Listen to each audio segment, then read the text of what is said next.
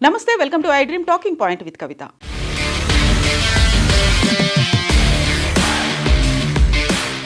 H1B వీసాలకు సంబంధించి రోజుకొక twist కనిపిస్తోంది. సరికొత్తగా దానికి సంబంధించి నిబంధనలు కూడా వెలుగులోకి వస్తున్నాయి. ఈ నేపథ్యంలోనే H1B వీసాలకి సంబంధించి అమెరికా ఇంకొక ఆంక్షను కూడా విధించింది. ఎవరైతే H1B వీసాల కోసం అప్లై చేసుకుంటూ ఉంటారో వారందరి సోషల్ మీడియా అకౌంట్లని మేము చెక్ చేయబోతున్నాము. ఇప్పటిదాకా ప్రైవేట్గా ఉన్నటువంటి ఆ అకౌంట్లన్నింటినీ పబ్లిక్గా మార్చుకోండి అంటూ మరో కొత్త రూల్ని తీసుకొచ్చింది. డిసెంబర్ 15 నుంచే ఈ రూల్ అనేది అమల్లోకి రాబోతోంది.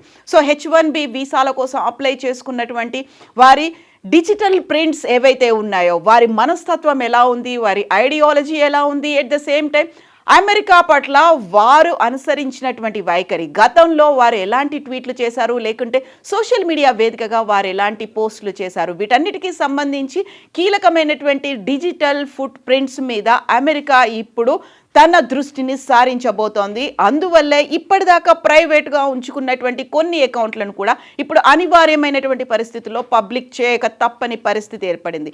గతంలో ఇలాగే అమెరికా యూనివర్సిటీలో అడ్మిషన్ తీసుకున్నటువంటి ఇద్దరు భారతీయ స్టూడెంట్స్ పాలస్తీనాకి అనుకూలంగా నినాదాలు చేశారు, పాలస్తీనా జెండా పట్టుకుని అక్కడ కనిపించారు అనే ఉద్దేశంతో వారిని రెస్ట్రికేట్ చేసి తిరిగి భారతదేశానికి పంపించినటువంటి అమెరికా ఇప్పుడు ఉద్యోగస్తుల విషయంలో కూడా H1B వీసాల విషయంలో కూడా సరికొత్తగా ఈ నిర్ణయాన్ని తీసుకుంది. ఈ రూల్ని అయితే డిసెంబర్ 15 నుంచి అమలు చేయబోతోంది. గతంలో ఉన్నటువంటి $15,000 ఫీజుని $1,00,000 పెంచినటువంటి అమెరికా దానికి సంబంధించి అక్కడ కాంగ్రెస్లో ఒక వ్యతిరేకత వచ్చినప్పటికీ, డిఫరెన్స్ ఆఫ్ ఒపీనియన్స్ కూడా బయటకు వచ్చినప్పటికీ దాని మీద అయితే వెనకడుగు వేయకపోయినప్పటికీ ఇప్పుడు H1B వీసాలకు సంబంధించి ఈ సరికొత్త నిర్ణయంతో పాటుగా ఎవరైతే H1B వీసాల మీద ఫ్యామిలీస్ డిపెండెంట్స్గా వెళ్తారో వారికి ఇచ్చేటువంటి H4 వీసా మీద కూడా ఇది వర్తించబోతుందన్నట్టుగా అనౌన్స్ చేసింది.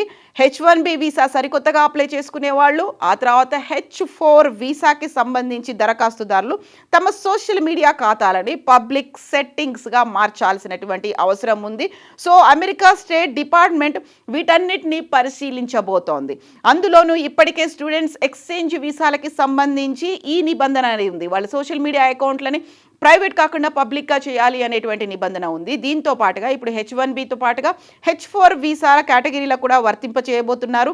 స్క్రీనింగ్ని ఈజీ చేయడం కోసమే H1B, H4, F, M, J visa దరఖాస్తుదారులను తమ సోషల్ మీడియా అకౌంట్లని ప్రైవేట్ నుంచి పబ్లిక్గా మార్చుకోవాల్సిన అవసరం ఉంది అనేది ఈ రూల్ అయితే అనౌన్స్ చేసింది అమెరికా స్టేట్ డిపార్ట్మెంట్. ఈ దిశగా సరికొత్త నిర్ణయాన్ని తీసుకుంది. అమెరికా వీసా అనేది హక్కు కాదు, ప్రత్యేక అనుమతి మాత్రమే అనేది జాతీయ భద్రత కోసం అన్ని రకాల సమాచారాన్ని పరిశీలిస్తామని ఆ ఆదేశాల్లో వెల్లడించారు.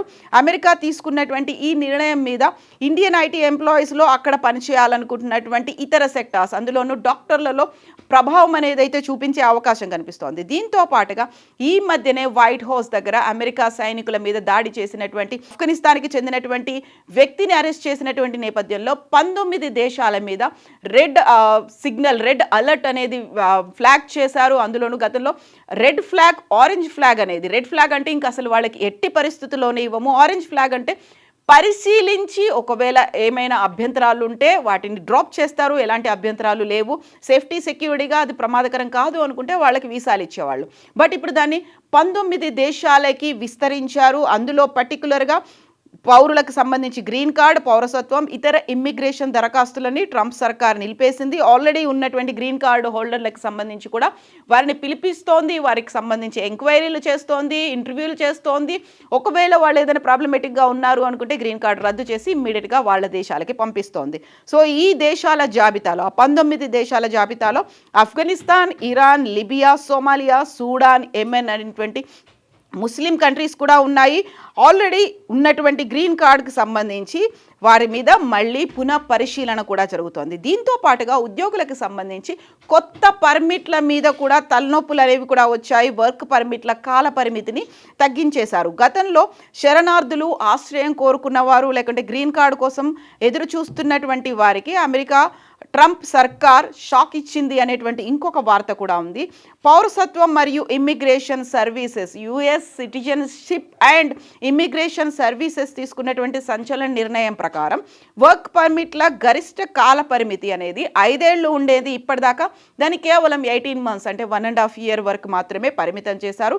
ఈ మార్పు కారణం భద్రతను పెంచడం, తరచుగా తనిఖీలు చేయడం అనేది USICS ఐడెంటిఫై చేసింది. గతేడాది జరిగినటువంటి క్యాపిటల్ సిటీ DC మీద జరిగినటువంటి అటాక్ కావచ్చు, లేకపోతే ఇటీవలే జరిగినటువంటి దాడి కావచ్చు, ఈ నేపథ్యంలోనే వర్క్ పర్మిట్ల కాల పరిమితిని మేము తగ్గిస్తామనేది December 5 నుంచి, అంటే ఈ రోజు నుంచే అది అమల్లోకి వస్తాయి అనేటువంటి మాటని కూడా అనౌన్స్ చేసింది US citizenship and immigration services.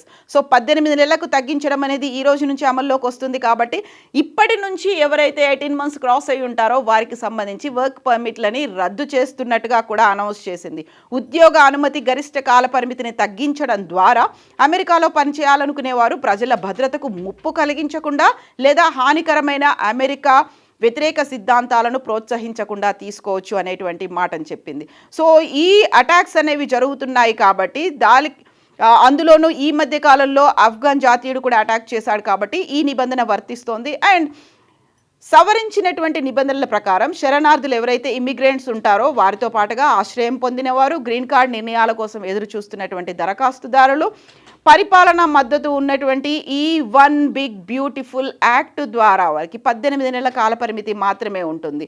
So temporary protected status హోల్డర్లు, పెండింగ్లో ఉన్నటువంటి TPS దరఖాస్తుదారులు, వీరందరికీ కూడా 1 సంవత్సరం లేకుంటే దానికంటే కూడా తక్కువ కాల పరిమితి అనేది ఉన్నట్టుగా ఐడెంటిఫై చేసింది. దీనికి సంబంధించి వర్క్ పర్మిట్లను రెన్యువల్ చేయమని దరఖాస్తుదారులను బలవంతం చేయడం వల్ల ఇప్పటికే రికార్డ్ బ్యాక్లాగ్లతో ఇబ్బంది పడుతున్నటువంటి వ్యవస్థలో ఇది మరింత బర్డెన్ అవుతుంది అనేటువంటి మాటని ఐడెంటిఫై చేసింది. ప్రభుత్వం దీనిని అవసరమైనటువంటి ప్రజా భద్రతా చర్యగా వాదిస్తున్నప్పటికీ ఆశ్రయం కోరుకునే వారిని దేశంలో ఉండకుండా బయటికి తరిమేయడం అనేటువంటి ప్రక్రియ అనేది వారిని నిరుత్సాహపరచడమే అనేటువంటి వాదనలు కూడా విపక్షాల నుంచి వినిపిస్తున్నటువంటి నేపథ్యం. సో వర్క్ పర్మిట్లని కాలపరిమితిని తగ్గించారు. At the same time social media అకౌంట్లకు సంబంధించి ఇప్పుడు ప్రైవేట్ కాకుండా దాన్ని పబ్లిక్గా ఉంచాల్సినటువంటి అవసరం ఉంది. సో మనం అమెరికా పట్ల ఎలాంటి వైఖరితో ఉన్నాము, మన దృక్పథం ఏంటి, మనం చేసినటువంటి గతంలో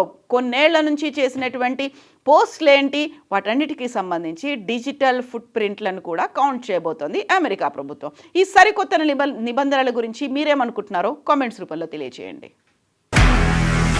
నిజంగా ప్రస్తుతం ఉన్నటువంటి సమాజం దేనికి ప్రయారిటీ ఇస్తుంది?